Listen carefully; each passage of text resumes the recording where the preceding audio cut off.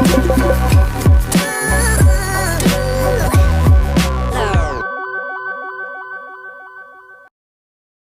so I just wanted to make a video to catch up with everybody and just like have a wee chat about what we're doing this weekend and stuff. I haven't made a video in a long time, and I think it's because I find it quite hard to be consistent about anything because I have bipolar disorder, so I have phases where I'm like low and then phases where I'm high and I have more energy, and during those phases like I feel like it's easy to be productive, but whenever I'm feeling low it's actually really hard to do basic things. So I would like to be more consistent with my videos. I don't know if that is achievable, but like I want to try to make them more often again. And yeah, I think it's just like one of those things I kind of have to work with, so yeah, I'll see how it goes. But yeah, I thought I'd just do a little chat and tell you about what we're doing over the weekend and stuff. And I have to make some pizza dough for dinner. I've been making my own pizzas more often again, and pizza sauce, and it's really like quick. As long as you do it in advance and it's ready, then you can just like put it in the oven quickly. And the kids like to help me with the toppings and stuff, and I just think it tastes so much fresher and better than like oven pizza like that you get from the shop. And we kind of have our little Friday night tradition of pizza and a movie, although the girls have started going to like a youth club after it, so we don't have just as much time. And then they have an ice cream after dinner, and yeah, I just do like little Friday treats, like they get their packet of sweets on a Friday. I've started to do that for me and my boyfriend as well, because everybody needs a treat, like it doesn't matter what age you are. And I love having like a glass of wine and wine gums in the evening. Like whenever the kids are in bed and I'm reading a book or watching a documentary or something, it's just like a nice treat and something to kind of look forward to. And like, I don't think it has to be a big thing, like I just get excited about that. Sorry if you can hear the washing machine in the background, but it's just constantly on in our house. I thought I would share with you as well some of the books I've been reading, because we've been making like a point to do a weekly trip to the library, and I've been getting loads of books out as well, and it's got my it's helped me to like read more quickly and get back into reading again, because I was just stalling a lot before that. And I think I've worked out that a lot of it is because I love reading actual like physical books, but I don't love reading on my phone or Kindle as much, and I never charge my Kindle, so I end up reading on my phone or using the library app Libby to get books, but then I just never read them because reading on my phone's a pain unless I'm like in a park or somewhere like that where it's handy to have it with me. So I recently finished Lessons in Chemistry, and I loved it. It was unlike anything I've ever read before, and the librarian recommended it to me and said it was like a fun kind of read. There are like dark moments in it, but I feel like it's got a quirky kind of tone, so yeah, it was just really enjoyable and memorable, and I flew through that. At the minute I'm reading a Nick Hornby book, and it's called Juliet Naked. I haven't read too much of it yet. I'm kind of dragging my feet more with this one. I think it's because I've just been busy and distracted the last couple of days, and I always have to make a point of like putting my phone away when I want to read because it's so easy to get sucked into it. And it's about like this guy who's obsessed with a singer who was in a band and then like had his own solo musical career like decades before, and then he like mysteriously vanished, and he's like created all these forums about his work, and his girlfriend basically has to just put up with the fact that his life revolves around this singer, and like finding out more information about him and traveling the world to find like places that the singer's been to. And then I'm just getting into the part where it's sort of like catching up with where the singer actually is now. So yeah, I can give you an update whenever I've finished it and let you know like what I thought of it as a whole.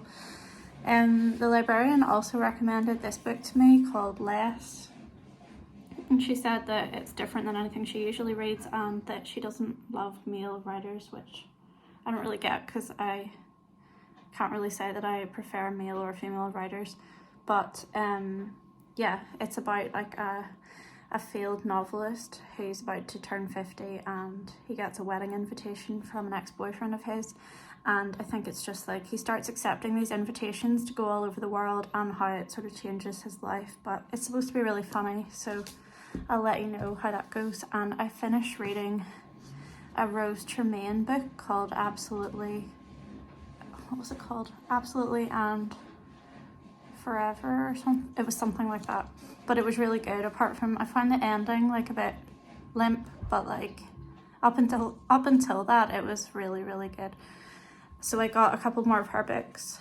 This one, I have no idea what it's even about, but I just like had a look in the section where her name was to see what else she had. And this one, I've read Music in Silence, which I didn't love, but I don't know if it was just my frame of mind at the time and I couldn't concentrate on it, so I'm not sure how much it was to do with the actual book.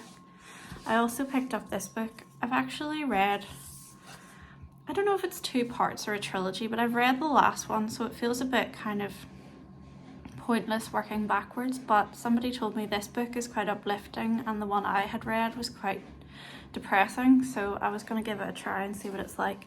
Apparently lots of the people that have been going to the library have been raving about it, so they've started to do these little like stickers on the books like in Waterstones where they give personalized recommendations of different books and it kind of gives you a guide as to like where to start when you go in the library. So I really like that because sometimes you just don't know, like if it's something that you haven't heard of or like it's not what you would typically read, you don't know where to start. And I do find that there's a librarian there who tends to have the same taste in books as me, like, so it's helpful seeing her every week when we go in and she'll tell me what she's been reading and what she recommends.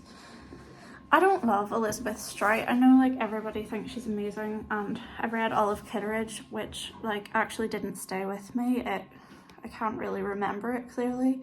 I read another book also in this series which comes after this one. I don't know why I didn't think to check that it was part of a series or what order it came in, but sometimes I don't think it matters because like it's sort of like it explains what came before, so you're not totally lost. But it was set in lockdown and I've realised I don't love reading books about lockdown because it was too recent and like I've been through it, we've all kind of already lived it, so it's like I don't really want to relive it in a book.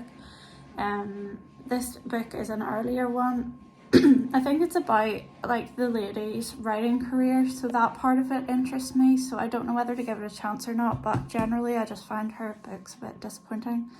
I wouldn't normally choose, but it's called The Vintage Shop of Second Chances and I love anything vintage, and I sort of thought because it's about a shop that these 2 women have created together, it might be like an uplifting kind of fun read, but we'll see how it goes and I'll let you know what I think of it. But I don't know if it'll be too light for me, and sometimes like if books are too easy to read I don't feel like I've learned anything or taken anything from it, and I find it not like mentally stimulating enough to kind of hold my interest, but I'll see how it goes. And I've just been writing a lot of short stories. I've started submitting to a magazine, hoping they might pick up one of them, but I'm gonna, if it doesn't really go anywhere, I can compile them and put them out in a book of my own or submit them elsewhere. And I just have felt really inspired to write recently. It's like flowing really easily. And then I realised that the times whenever I can't write as well and I feel like I've got writer's block or I just don't feel in the mood to do it, I don't think I should stress about that and just kind of go with the feeling. Because there was a video I was watching too about it, and it was made by another writer, and she was saying that for 1.5 years she didn't write any books, and she would have written like a lot of books too. And I think you can feel like you've lost the knack for writing whenever you have phases like that, but actually she said she needed that period to be inspired and get new ideas and like watch movies and read books, and it's like you need to have these periods of rest between periods of productivity. You can't just be productive all the time, and I really do hate the way the world now is about just being productive constantly, and like that's how they measure people's value. So I actually feel like by trying to do that I'm working against what I actually believe in, and I do see the value of downtime when you're a writer to get like new ideas, and you don't want it to all become stale, and you want to be passionate about what you're writing too, or it'll just be boring to people and they'll be able to sense it. So yeah, I'm gonna just like continue working like that and write when I want to, and kind of whenever I get the urge to write and I feel like writing all night or whatever, I might just go with that, but then allow myself times where I don't feel like I'm obliged to do it as well. And then today after school, the girls get out early. I'm going to meet my mum for a coffee soon before I get them. And then I'm going to take the girls swimming. We've been going about 3 or 4 times a week, and it's just a really great activity because it burns off all their excess energy. I love swimming too, and I feel like I've improved. Like, I always loved swimming, but I just hadn't been in a long time, and I've just been enjoying like having fun in the pool with the kids, like learning how to do handstands in the water and like diving for stuff, like, which I'd never done before. So yeah, it's just like a really good way to switch off. And when I'm in the pool with them, like, I don't think about anything else until I get out. It's like a little holiday from life. So yeah, my only thing I don't like about it is the temperature of the pool is getting colder and colder every week we go, and I hate that initial moment of getting in, but I think everybody probably feels like that, apart from those people that go sea swimming, because I feel like they probably seek that out. But yeah, I think that has made me realise that I couldn't actually do sea swimming, because I always kind of like toyed with the idea of trying it, but that's definitely put me off, because I'm like, if I can't stand getting in when it's like 15 degrees or something, there's no way I can do it when it's like 0. Yeah, but I hope you have a good weekend, and thanks for watching, and I'll try and make another video soon. Yeah, bye.